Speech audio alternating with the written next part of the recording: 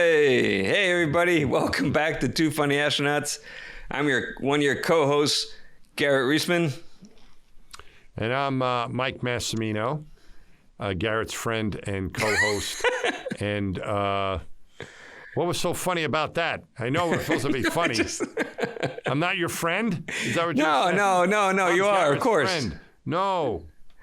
I just, I didn't know we're going public with that. We're just friends. Okay, cool. All right, cool. So where are we? So we're two funny astronauts. We're not saying we're funny. Right? No, we're not. We're not saying we're funny people.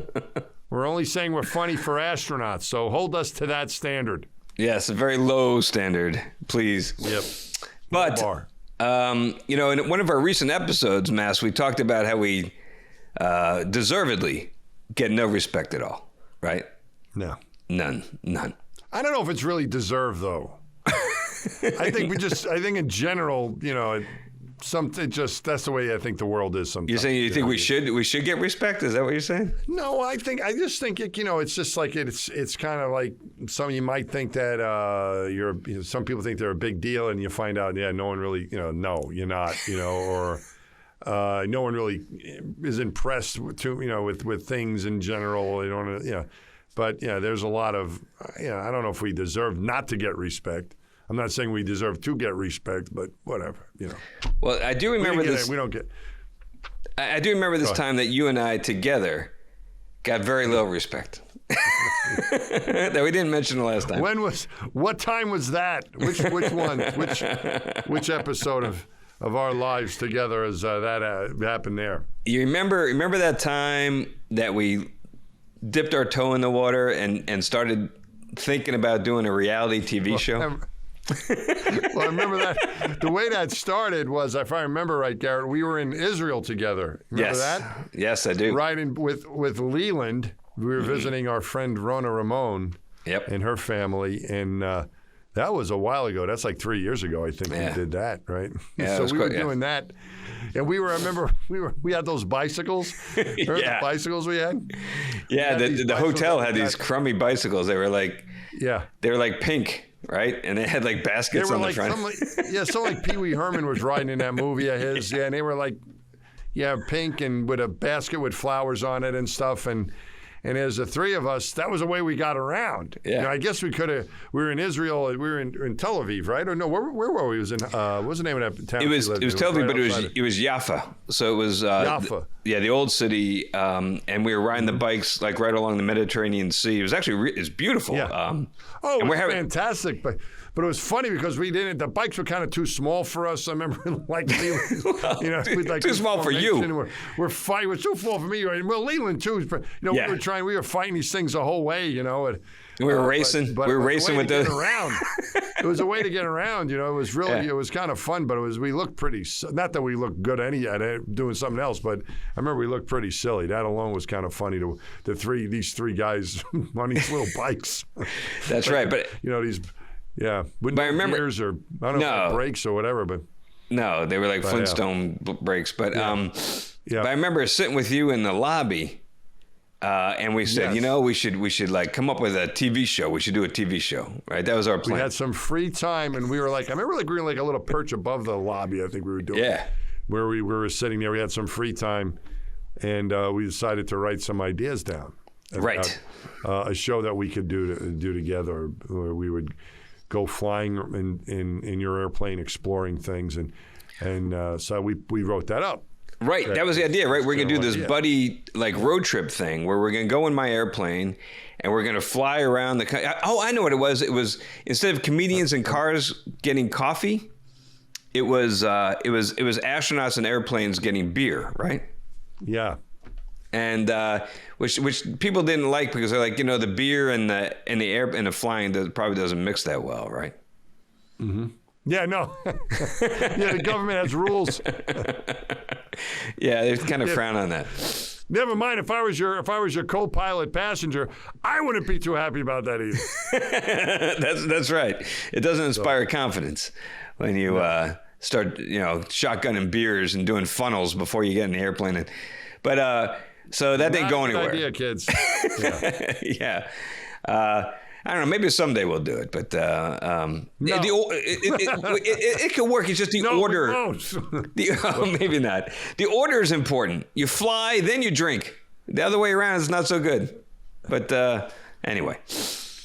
So remember, we spent like 2 days. They hooked us up with a bunch of meetings, and we spent 2 days going all around Los Angeles having meetings with all these reality TV show production companies. Remember this? No, I remember very well. The reason I wanted to do it was just to hang out with you and have you, before we spent so much time together with this podcast. I thought it would be kind of, and I was like, I want to do this. This is hilarious. It was right before Thanksgiving that year, and it was really fun. We got to drive around all over the place. Yeah. The best thing was when I arrived, and I think you were. You were wearing that Yankee bathrobe or whatever it was that you had, the big New York Yankee thing. Maybe that was and I got to spend time with Simone, your wife, as well, and the kids. Buster was probably about maybe 5 or 6, and he was. Bixby was little. Bixby was really little. Yeah, he was a baby.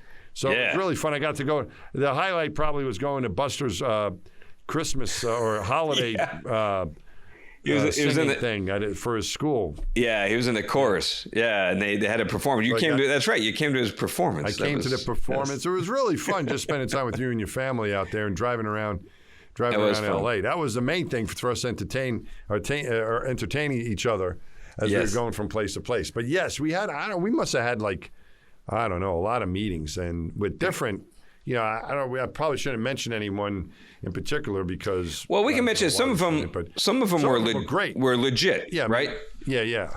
There's NBC absolutely. Universal. I remember that one. That was NBC Universal really was good. They were professional.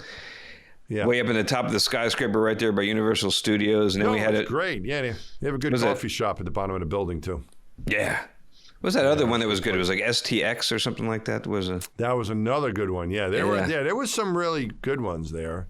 But there were a lot that were not good, right? There was some that were, I don't think they understood us. I think maybe they didn't get us. Well, I think it also turns out that this maybe shouldn't have come as a shock, but I think a lot of this reality TV show is kind of sleazy. It's like... you walk into these places and the walls, they have all these shows that they did, and they're the most ridiculous, naked, rolling in mud, playing chess show. It's like it was nutty stuff.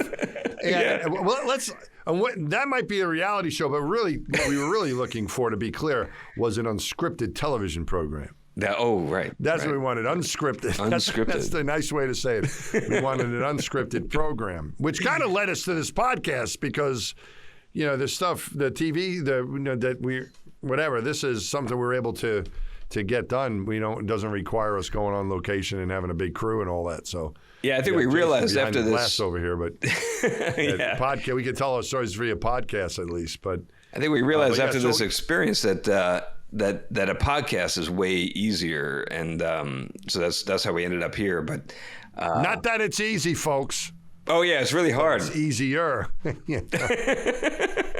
So all right, so Garrett, where were we with this? We had a lot of fun. We went to all these different places, but you were saying not all of them were kind of the let's inspire science activity in kids and other adults. And the STEM and the exploration wasn't necessarily the stuff that they were looking for. They were looking for more some of the other stuff. We went to a couple more sensational that were interested in what we were pitching, and we were pitching basically just like you said, something that would be inspiring, positive, and how about UFOs? Can we can we do a thing where you can you punch a flat earther in the face? And we get that on film. That'd be great. That's what we want to do. Yeah. And another guy, was like, really all the networks right now are programs where people are naked. We're like, you don't want to do that with us. They wanted unbelievable access, well, can you guys broadcast from the moon? can you go to the moon? And can you? Well, no, we can't do that. Or can we film inside Elon Musk's bathroom? You know? Yeah, that's the other thing. Yes, yeah. While he we need defecates. Access. It's all about the access. Yes, it's all about the access. Yeah, a lot of this stuff was just preposterous that they were thinking of. I mean, to us it was preposterous. Maybe to the, to the whoever's going to watch these things, this is what they want to see. But we're like, no, you can't. Yeah, you can't do those things. After a while, it became obvious. I think we were able to predict how the meeting was going to go, right? We walk into these places, and you could kind of tell. That one sure sign, I remember we went to one place, and I had to go to the bathroom. So yes, I went up to the receptionist, and I'm like, excuse me, can I use the facilities? And they're like, sure. And she reaches down in her desk, and she pulls out a key that was like attached to like a bat. A bat, yeah, like a bat, like a big piece of wood. A chair. So you can't steal it. Yeah. Right. I'm like, she goes, yeah, you go down the hall, you make a left, you make a right, you go up a flight of stairs, and then you use this key, you can go into the men's room. And I'm like, what is this? What are we at, a 7-Eleven? What's going on here?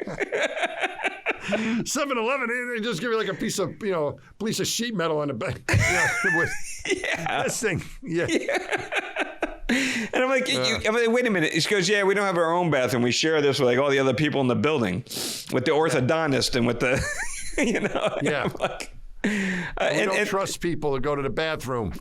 Right. So that became it became a litmus test. We would walk into these places and like, excuse me, before we have our meeting, do you have access to your own private bathroom facilities? And if the answer was no, we're like, we're out of here. Forget it. Cancel. This reminds me of it. So it's like the litmus test for whether or not the place was a place that was, had the means to really do something. Did I ever tell you the story about when I was at IBM and this guy named Vince Sharon, what his test was? No. Typewriter salesman. A typewriter salesman. Vince Sharon. Wow. He was a typewriter. When I joined IBM, they were selling computers, and they started with PCs. But he went way back, to the 1950s. He was probably selling stuff. He was at the end of his career in the 80s. And what he said was the way he would go walk. He was in Manhattan, in New York City. He was a salesman, an IBM typewriter salesman, and he said he would look at the side of the office building and see who had an air conditioner. He would count up, and then that's the place he would go and call on, because if they could afford an air conditioner, they might have the money to afford that. They could afford a new typewriter. If he saw no air conditioner, he stayed away. So we kind of adopted that sort of thing. For today's world, do you have your own bathroom? And if you have a key, who are we sharing it with? And are you afraid that you're not going to get it back? So you have this boat anchor attached to it. So I think that's the present day test for whether or not you want to do business with someone. Yeah, and when you're going, let this be a lesson to all of you out there that might want to start your own reality TV show or unscripted television show. Unscripted. If the place that's going to produce your show does not have indoor plumbing, you might want to go somewhere else. All right, that's a showstopper. Yeah. Now we mentioned NBC. NBC had a lot of nice bathroom facilities. They did. No problem with NBC. They did. They did. And nice soap, like kind of boutique, soaps. It was nice in there. Yeah. So go there. Go to NBC. Go there. Yeah. Yeah. So that was us looking. So go ahead. No. I remember we even we even had to develop. If we didn't figure it out from the bathroom, usually like 5 minutes into the conversation, you could tell that this is going nowhere, right? You could, because they'd start like, all right, we're gonna have you and Massimino, in lion cloths with spears hunting big game in Africa, and and so we had to come up with a code word, right, so that we could tell each other, hey, let's get out of here. This is going nowhere. We're wasting our time.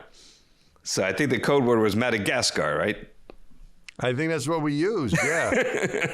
and there's a story behind there which we're not clear about, but apparently it was a code word that some people would use during spacewalks, that something was awry. You would use that word, but you had to use it in a sentence. Yeah. Right? So that's what we had to say. So what do you remember any examples of how we used it? I do. I remember sitting in this one meeting. and they start trying to get us to do some kind of like, you know, conspiracy theory. The moon landing is a hoax TV show. And you started, and before I can get a word in, you were like, you know, I don't know, because we want to talk about how majestic it is in space. I remember on the Hubble, I was doing a spacewalk and I could see everything. You could see, like, I looked down, I saw Madagascar, and I was like, oh, you beat me to it. I want out of here too. Yeah. So that became our code word over those couple days. Yep. And that was that. We had some interest from it, but nothing ever really materialized out of that. But now we have so much more experience working together on this podcast.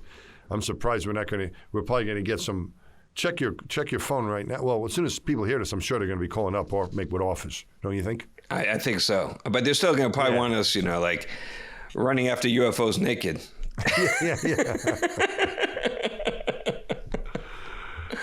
Yeah. So brother. that was an interesting. It was the most fun for me was just hanging around with you. Those entertaining each other in the car. Yeah. And spending some time with you and your family was really fun. This does remind me of one other quick story. I'll tell you. I was my first week on the job at SpaceX. Literally my first week. The president of the company, Gwynn Shotwell, calls me, says, I have a phone call tomorrow. I want you to be there like 7 o'clock in the morning. So I get there early. We go into this phone call and we hear this pitch from this group. What was they called? Mars One or Mars Express or something? Oh, yeah. Remember these guys? Which one? They wanted. This is good. Yeah, I've got a story with them too, but go ahead. They wanted to do this mission to Mars. Really, like send people to Mars. And they wanted SpaceX to provide the rockets and the spacecraft, right? Oh, that part I didn't know. Oh, yeah. And that's what because they want to go to Mars, and people sign up for this already, right? Is it a one-way trip, too? They already auditioned people. Yeah, I think and it was a one-way trip. It was a one-way trip. It was a one-way trip. Yeah. It was like, you know, one-way trip. Like there's no coming home. We're gonna just send you there. You're gonna live there till you die, which probably won't take that long. And then, but we're not gonna bring it home. There's no plan to bring it home because we got to do it on the cheap. It's more expensive if you want to come home. You know? Yeah, right. Yeah. And they're doing it, and the way they were gonna fund it was gonna be a reality TV show. That's right. Unscripted. That really is more like a reality TV show. I think they were going to put the camera in the corner and watch these people float around. Yeah, on the way to Mars. And so Gwen's looking at me, I'm looking at her, and she's like, first of all, from a liability perspective, there's no way SpaceX is ever going to sign up for a human mission that doesn't involve coming home. You know, we're not going to do that. That's what she told. Yeah. She said, no, we're not going to do that. And I said, and look, and you want to make this a reality TV show? I said, listen, I've been on the NASA astronaut selection committee. All right. I've selected NASA astronauts, and I could tell you the criteria we use to decide who's going to be a good astronaut is diametrically opposed to the criteria you use to pick people for a reality TV show. It's like, you don't want to go to Mars with Snooki, all right? You just know, you don't want to, no. It's not like the Jersey Shore, you know. You got people you can rely on. You want no drama. You want people who are not going to stab you in the back. No big furry slippers or whatever they're going to wear in the Jersey Shore or whatever. Yeah. And I'm sitting there looking at Gwen, and she's looking at me like, oh, what the heck did we just get ourselves into? So she looks at me, and she looks at me right in the eye, and she goes, Garrett, Madagascar. Did she really? No, I made that up. I made that up. No. That'd be good. Gwen would probably like that. Yeah. Yeah, no, that's pretty funny. And the one way, would you go? People ever ask you that? Would you go to Mars one way? Have you ever gotten that question? You know, I could see the idea that the intent is to stay. Okay, I get that. Because if the objective is to create a self-sustaining colony on Mars, and you're going to ensure survival of the human species by making human life multiplanetary, I could see people signing up and say, hey, my intent is to stay and colonize this planet. I'm going to be a colonist, like a Jamestown, right? And start a whole new world. I get that. but I want at least the option to come back if it doesn't really pan out to be what I'm thinking, or if all of a sudden my appendix starts acting up and I need some help from somebody, with an MRI machine, so I want the option to come back if I need it, but I could see going with especially when I'm older, especially when my whole family wanted to go and we're going to start a new colony. I could see, I'll try to stay. I'll try to stay, but the way I see it is that, the way you're describing it, that might be okay, but what I worry about is that when a crew, and people don't want to come back, I don't want to go with people who don't want to come back. What are they hiding? Oh, yeah, I got to get off this planet, and I don't ever want to come back. No, I don't want to be stuck with, so that's what I would be worried. What kind of people don't want to come back and why? You got to ask, worried about. Yeah, it's who exactly did you borrow money from? Right. Or what is your plan between now and then that you don't want to, so.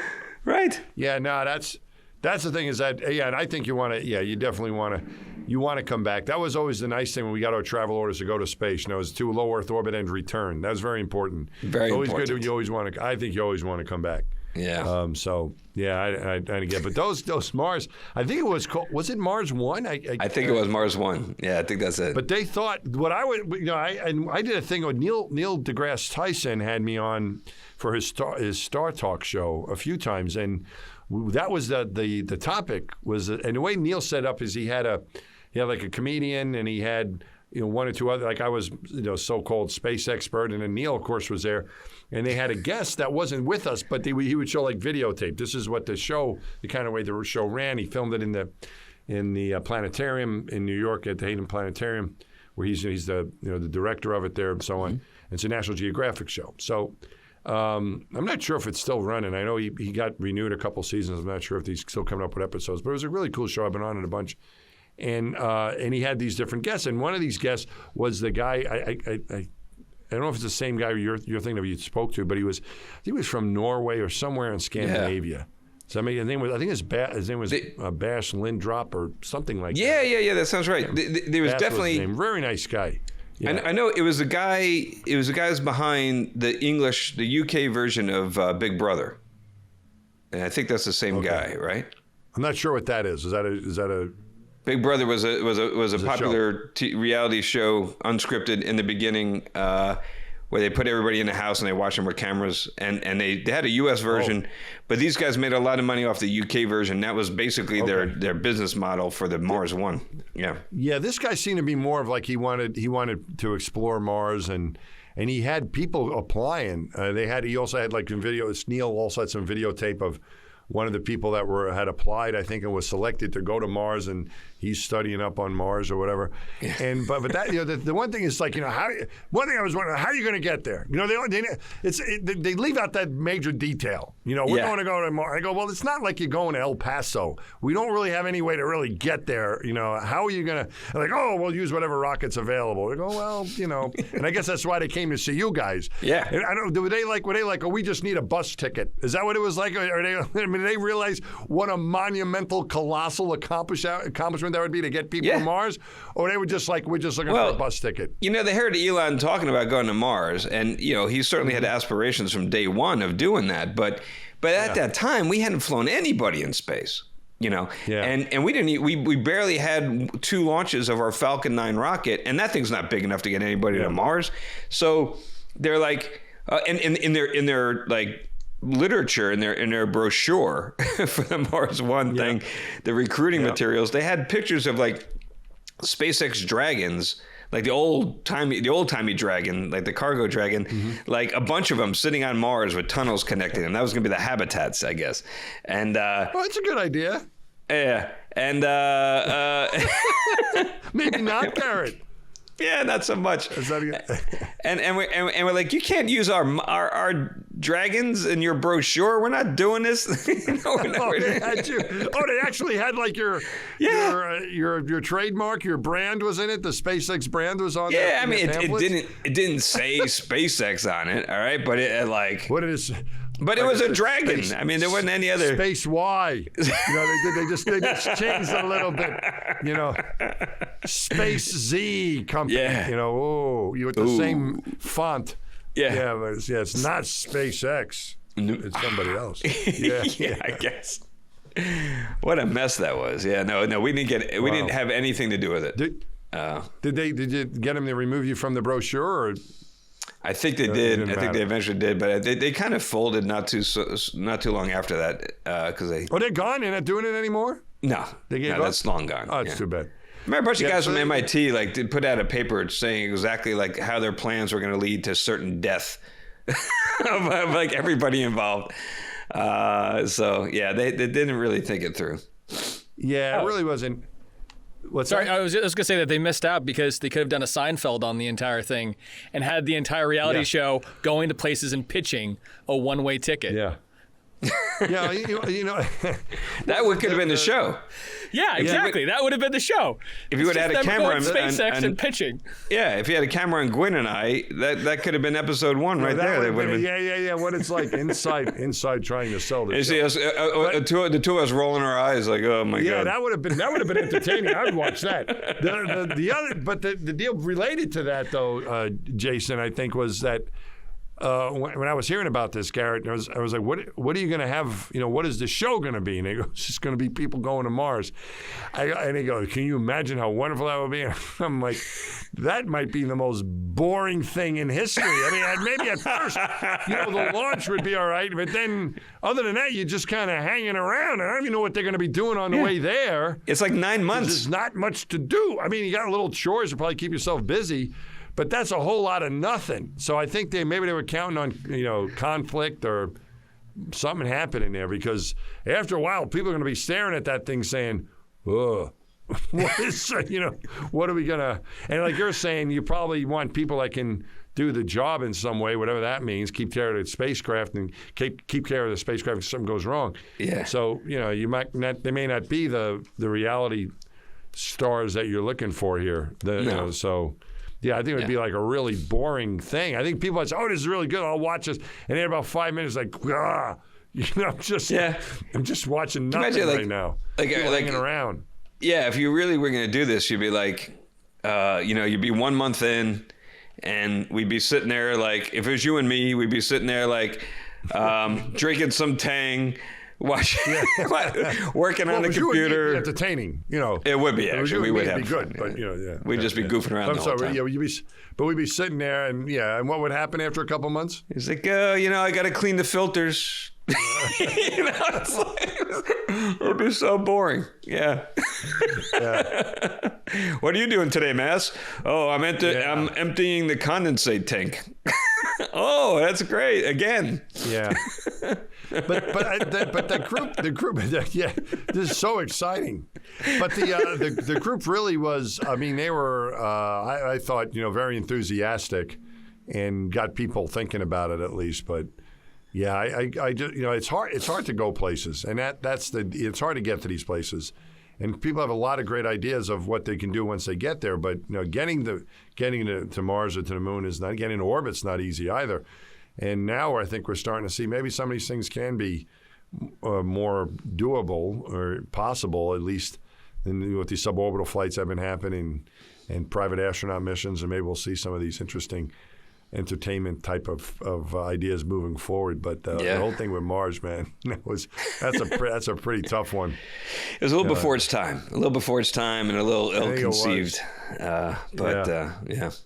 So, Mass, we did have not a whole lot of success with the unscripted thing, but we did have some really positive and some really some successful Hollywood encounters along the way, right? I think there's a lot of things that we could share with everybody. I know you were on the Craig Ferguson show, Letterman, right? Yep. Multiple. You were on Craig Ferguson, 8 times or something? I was on air a bunch. I got to go back a few times with him, and it's awesome. And you were on Colbert and Colbert. Yeah, and then we got involved with scripted stuff. So Battlestar Galactica, For All Mankind for me, and for you, Big Bang. That was huge. Big Bang Theory. Yeah, you had a recurring role on that. That's awesome. Yep. Became a Screen Actors Guild member. You did? Which is kind of cool. Yeah, I've got my card here. I'll show you. I think I've got my card. I hope I paid my dues. Oh man, you pay annual dues? My SAG card. I got my SAG card. Look at that. Yeah. That's cool. Yeah, but I think we're out of time on this one though, Garrett. Yeah. So how about we unscripted stuff? Why don't we save it for next time? Yeah, next time we'll talk all about our Hollywood experiences, and I think I know that there's a lot of good stories there, so it should be a lot of fun. So join us next time. I can't wait to hear them. Yeah. In the meantime, and thanks for joining. And thanks for joining us today. Thank you, and please like and subscribe. Right. That's right. We really don't care if you listen or not, but we really appreciate if you like and subscribe, download, give us a good review. We really appreciate it, and we hope you do like listening as well. So thanks for listening. We do. Our numbers are coming up, so it's been good, but we need more. And we've run out of relatives. Yeah. Although I did go to my high school reunion, Garrett, a couple weeks ago. We should talk about that too sometime. Ooh. And a lot of my classmates from high school have been listening to this. Oh, really? A lot of that's great. Hello, everyone from H. Frank Carey High School class of 1980. It dawns. A lot of them will listen. It just dawned on me that you and I both teach classes. You at Columbia and I teach classes at USC. And I think we should make all of our students like and subscribe. They know how to do it. Yeah, like the old trick from some of the professors where you had to buy their book. Yes. They assign their book as reading. Forget that, Garrett. We'll assign our podcast as listening. That's a great idea. Exactly. I'm going to make that the homework assignment next week. There it is. That's right. Listen to all of them and make sure they like and subscribe for extra credit. Yeah. And if you don't, we're going to go through the list, and if we don't see your name, you're going to go down a grade. Your B becomes a C. Some demerits. Start putting the syllabus. The syllabus is only available inside the podcast. Brilliant. That's right. Your homework will be assigned on Wednesdays. So thank you for listening to Two Funny Astronauts. And for next week's homework, please read Chapter 2. Thanks for listening, folks. We'll see it. We'll see you. Listen. Well, you'll see us or hear us maybe, but we'll get you next time. Thanks for joining us. All right. Thank you.